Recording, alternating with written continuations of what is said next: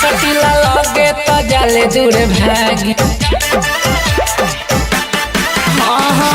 दहिया में हमारा सुनु बहता यागी, सटीले लगे तो जाले दूर भागी।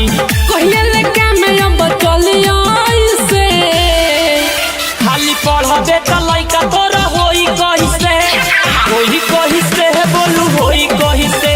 खाली पढ़बे त लइका तोरा होई कइसे, होई कइसे बोलू होई कइसे।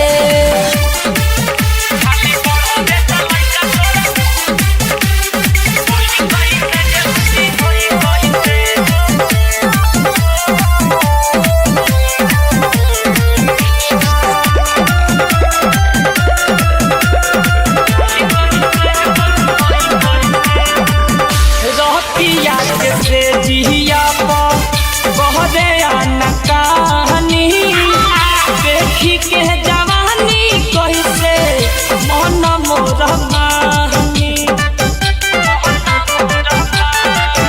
कहे हर घड़ी नाना मांगला पकोड़े माना कबो बुझे न मोरे मजबूरी।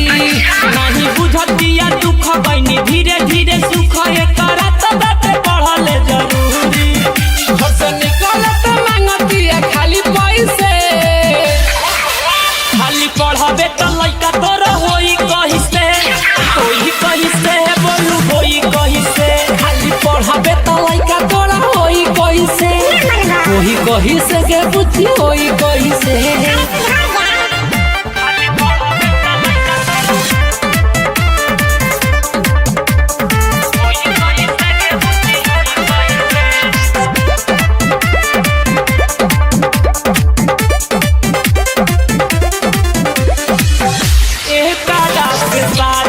कह के गइल बानी फस हो, मेहरी के आगे हम बानी बेबस हो।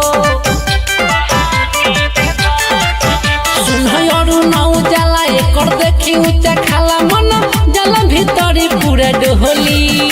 विद्यासागर सतेंद्र रही घाघावा के अंदर खाके हम डरदा सवाला बोली।